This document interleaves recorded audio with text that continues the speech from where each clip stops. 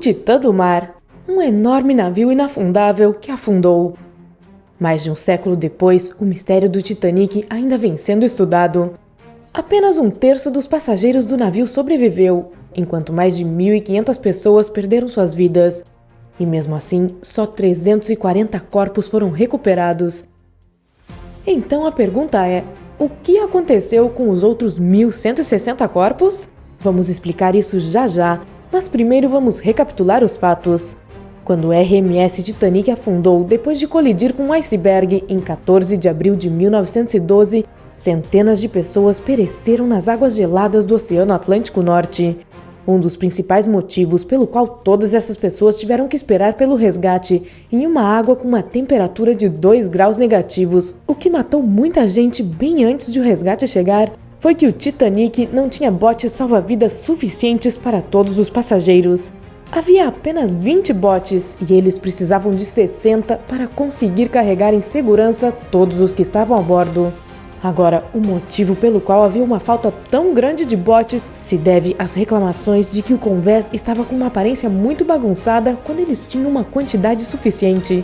E o pior, os primeiros botes salva-vidas que desceram do navio após a colisão não levavam nem a metade da quantidade de pessoas que comportavam, ou seja, eles poderiam ter salvado muitas outras vidas.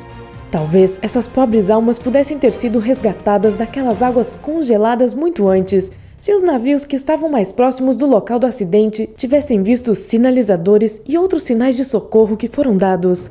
Mas muitos deles não viram nada disso por causa de uma coisa chamada superrefração. Esse fenômeno também poderia explicar por que os vigias não viram o iceberg antes que fosse tarde demais. Outras pessoas, porém, dizem que isso aconteceu porque eles não tinham binóculos. Resumindo, eles não tinham a chave que abria a cabine onde todos os binóculos estavam guardados, pois o único cara que tinha essa chave, o segundo oficial David Blair, foi substituído de última hora e se esqueceu de devolver a chave para o navio. Se a tripulação tivesse os binóculos, talvez tivesse visto o iceberg a tempo de mudar a rota e não colidir com ele. O navio também estava se movimentando a uma velocidade muito maior do que aquela para a qual tinha sido projetado. Isso porque a proprietária do navio, a White Star Line, não queria atrasar o cronograma. Na verdade, a empresa queria mesmo era que o navio chegasse adiantado para surpreender o mundo e virar manchete por ter chegado antes do previsto. Talvez, se o Titanic estivesse navegando a uma velocidade mais segura, ele tivesse tempo de desviar do iceberg, mesmo se esse bloco de gelo tivesse sido visto tarde por causa da falta de binóculos. Enfim, houve uma série de eventos infelizes que levaram à colisão do navio. E o fato é que muitas pessoas não foram resgatadas e seus corpos não foram encontrados. Então, vamos voltar a essa questão. Uma teoria sobre o destino que esses corpos tomaram é que eles se perderam no mar. Poucas horas depois que o Titanic afundou, uma tempestade enorme atingiu o oceano. As correntes e ventos podem ter levado muitos corpos para até 80 quilômetros de distância do local da colisão. Isso pode explicar por que os primeiros navios que chegaram à cena da tragédia não conseguiam encontrar os corpos. Claro, houve vítimas que afundaram junto com o navio e elas não tiveram chance de ser resgatadas. Já os corpos que foram recuperados, alguns deles foram enterrados no mar mesmo, pois não havia espaço para todos no navio de resgate. Eles eram, em sua maioria, de passageiros da terceira classe que provavelmente não teriam recursos para fazer um funeral. Outros foram transportados para Halifax, no Canadá, para serem enterrados por seus entes queridos. Mas existem também sepulturas de vítimas não identificadas que foram enterradas em um cemitério também. Nós provavelmente jamais saberemos a localização exata ou destino dos corpos não encontrados, então só podemos contar com as teorias das pessoas que vêm estudando o Titanic durante esse tempo todo, na tentativa de desvendar esse trágico mistério. Centenas de vidas foram ceifadas por essa catástrofe horrível que poderia ter sido evitada, mas muita gente conseguiu sobreviver e fazer o possível para ajudar os outros também. Se você tiver assistido ao famoso filme que James Cameron lançou em 1997, baseado nesse acontecimento, você deve se lembrar da personagem Molly Brown, que foi uma das primeiras a sair do navio em um bote salva-vidas e tentou convencer o contramestre de que eles deveriam voltar para resgatar mais sobreviventes. Bem, Molly Brown era na verdade uma pessoa real e há relatos de que ela fez isso mesmo. Essa mulher corajosa e altruísta ganhou o apelido de a inafundável Molly Brown.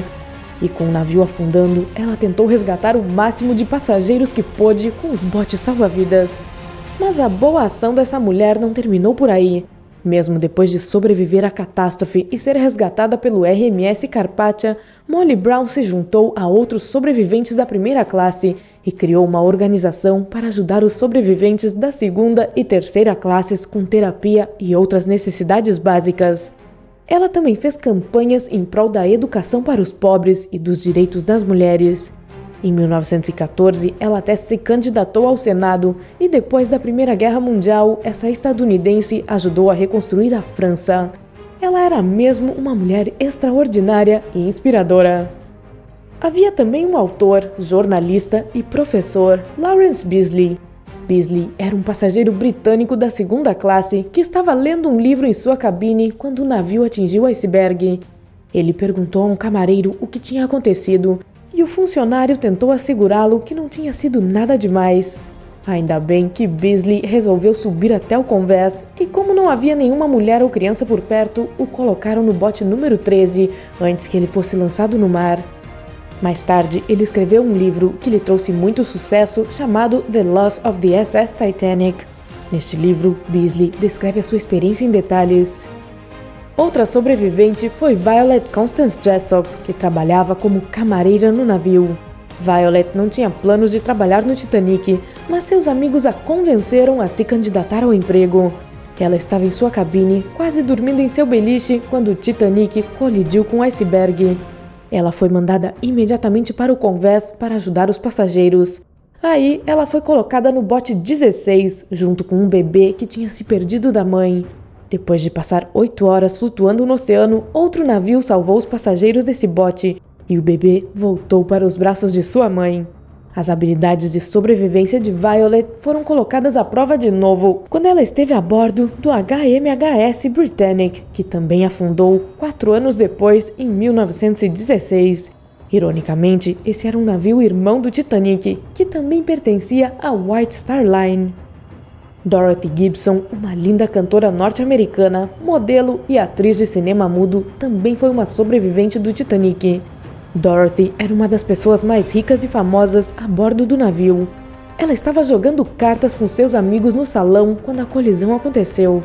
Ela e 2 desses amigos conseguiram escapar no bote 7, que foi o primeiro bote salva-vidas a ser lançado. Mais tarde, quando ela chegou a Nova York, o empresário dela a convenceu a atuar em um filme baseado no naufrágio do Titanic. Nesse filme, ela até usou as mesmas roupas que tinha usado na noite do verdadeiro naufrágio. Você sabe outras curiosidades sobre o naufrágio do Titanic ou sobre seus sobreviventes? Conte pra nós nos comentários.